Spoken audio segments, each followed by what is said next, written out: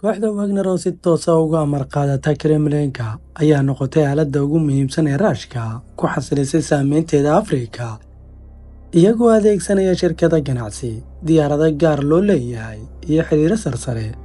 Waxay gacanta ku dhigeen dahabka Suudaan oo ay dhoofiyeen iyagoo adeegsanaya wadiiqooyin aan la ogeyn loona sii maray Imaaraadka iyo Moscow.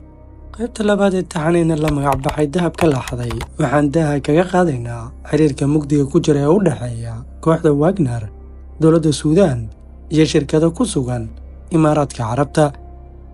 waa sheeko ku saabsan dahab si qarsoodi ah u baxay, heshiisyo aan shacabka ogeyn iyo gacmo isdaba qarsan oo kheyraadkii Suudaan ka dhigtay badeeco laga faa'iidaysto. waa sheeko dhab ah balse u eg filin sirdoon, dahab dhiig lagu xardhay iyo danaha quwadaha waaweyn ee adduunka. magacigu waa Cabduuli Macalin Maalto, halkanina waa Hogan 24 Media. haddaba haddii aad u aragteen muuqaalada noocan oo kale ah aad wax ka faa'iidayso, like saar si aan u ogaano tirada danaynaysa. haddii ay tahay markii kuugu horreysa aad soo booqatay channelkeena, sabskaraab saar si aad u heshid muuqaalada cusub ee aan soo gelinno. sheer dheh si uu u gaaro muuqaalkan asxaabta jecel. Wagner, shirkad ciidan gaar loo leeyahay oo si dadban uga amar qaadata Kremlin-ka, ma ahan oo keliya koox askar ah, balse waa aalad siyaasadeed iyo mid dhaqaale. bishii ay cagaha la haleeleen Suudaan waxay ahayd bilo hurin u ahayd xiisado siyaasadeed iyo dagaallo. laakiin Wagner uma aysan imaan si ay nabad u raadiyaan. waxay la soo galeen heshiisyo dhuxul dab ah, qandaraasyo dahab iyo saliid ah oo ay kaga beddeleen ilaalinta nidaamyo militari oo taliska Moscow saaxiib la ah. suuqyada madoobay ee Khartoum, dekedaha qarsoon iyo macdanta ku jirta dhulka Suudaan waxaa si aamusnaan leh u maamula rag aan calan wadan balse wata qalab dagaal oo casri ah. waa maxay qorshaha dhabta ee Wagner? maxaase ka dhiga mid aan la jabin karin marka ay Afrika timaado? jawaabta waxaan ku eegaynaa qaybaha dhexe ee barnaamijkeena. shirkadda Wagner ma ahan shirkad caadi ah, mana ahan mid xayeysiis iyo xafiisyo furan leh ama website rasmi ah. waa koox ciidan gaar ah, balse xiriirkeedu si toos ah ayuu u gaarayaa qasriga Kremlin-ka ee Moscow. Wagner waxaa la aasaasay sanadkii 2014 xilli uu dagaalkii Crimea uu bilow ahaa. waxaa lagu aasaasay ujeedda ah in lagu fuliyo howlgallo militari balse aan rasmi ahayn oo dowladdu aysan rabin inay si toos ah u qaadato mas-uuliyaddooda. hogaamiyihii ugu horreeyay ee Wagner wuxuu ahaa Dmitry Atkin oo horey uga tirsanaa ciidamada khaaska ee Ruushka. waxaa la sheegay in magacii Wagner uu ka keenay fanaankii Jarmalka ahaa ee uu aadka u jeclaa lagu magacaabi jiray Richard Wagner.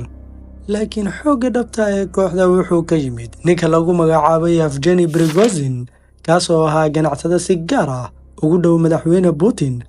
inkastoo uu horey u ahaan jiray nin kariya raashinka madaxtooyada, Prigozhin wuxuu noqday madaxa howlaha mugdiga ah ee Kremlin-ka.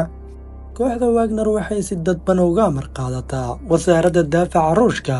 waxay heli karaan diyaarado, hub culus, tababar iyo sirdoon, iyadoo dhammaan laga siiyo dhaqaalaha dowladda si aan rasmi ahayn. tani waxay Ruushka siisay awood uu ku farageliyo dalal dibadda ah iyadoo aan kicin cambaaraynta caalamka.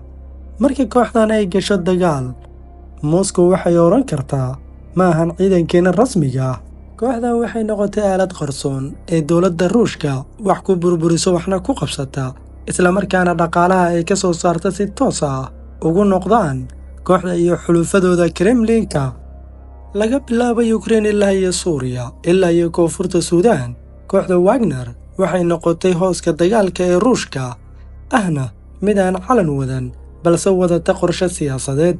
Suudaan, dal Afrikaan ay qani ku ah dahab, saliid iyo kheyraad dabiici ah, balse la daalaa-dhacaya burbur siyaasadeed iyo dagaallo sokeeye, wuxuu noqday meel ay jecel yihiin xoogag shisheeye oo dana gaara leh. bishii Diseembar ee sanadii 2017, kooxda Wagner waxay si aamusnaan ah uga soo muuqdeen gudaha Suudaan. waxay ahaayeen rag si fiican u tababaran islamarkaana wata qalab casri ah balse aan wadan calan, mana lahayn ciwaan rasmi ah. xilligaas madaxweynaha Suudaan ee wakhtigaasi, Cumar Xasan al-Bashiir, wuxuu wajahayay kacdoon ballaaran oo shacab ah. waxaa bilaabatay in la waayo kalsoonidii shacabka waxaana loo baahday gargaar militari oo aan rasmi ahayn. ruushka wuxuu fursad u arkay xaaladdaas, waxaana la damcay in la xoojiyo saaxiibtinimada Bashiir si loo helo marin dhaqaale iyo mid istaraatiiji ee gobolka ah. kooxda Wagner waxay si toos ah u bilaabeen inay tababaraan ciidamada gaarka ah ee dowladda. waxay dhiseen saldhigyo tababar, waxay bixiyeen hub, waxayna ka qayb qaateen la tacaalidda mudaharaadyada. laakiin taas keliya ma ahayn. meelaha dahabka laga qodo ee gobolka Darfur iyo gobolka Kordofan, rag ka tirsan Wagner ayaa loo oggolaaday inay si toos ah uga shaqeeyaan iyagoo adeegsanaya shirkado u diiwaangashan magaca ganacsi ee Ruushka. waxaa la aaminsan yahay in Wagner ay gacanta ku dhigtay qaar ka mid ah qandaraasyada ugu waaweyn ee macdanta dahabka Suudaan. shirkad lagu magacaabo Mirawi Gold oo xiriir la leh Wagner ayaa si rasmi ah ugu diiwaangashan Suudaan. markii al-Bashiir la afgambiyey sanadii 2019, Wagner kama aysan bixin Suudaan. waxay la jaan qaaday taliska cusub, waxayna sii wateen howshooda.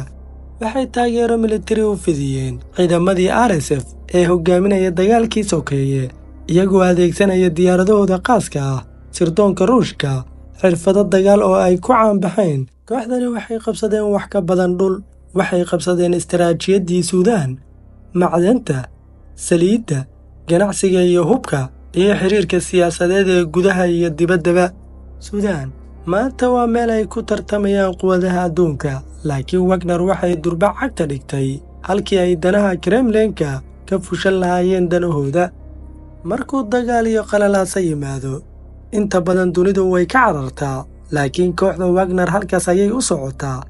meesha burburka yaallo iyagaa ka raadsada fursad, gaar ahaan haddii kheyraad dabiici ah meeshaasi yaallo. Suudaan waa waddan hodan ku ah dahab, saliid, balse sabool ku ah dowladnimo iyo xasilooni. taasi waxay siisay kooxda Wagner fursad dahabi ah oo aysan ka helin dalal kale oo badan.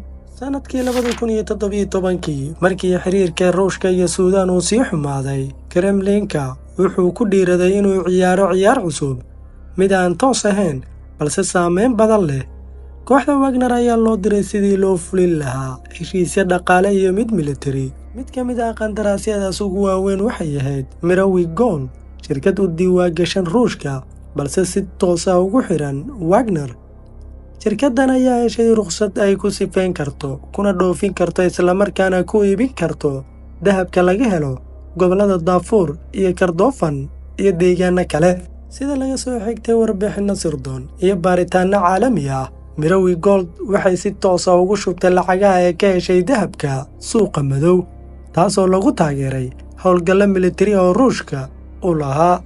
heshiisyadu ma ahayn kuwo keliya ku salaysan ganacsi. Wagner waxay ballanqaaday inay ilaalin doonto madaxda Suudaan, ayna bixin doonto tababar militari, waxayna la wareegtay ammaanka goobaha laga qodo macdanta.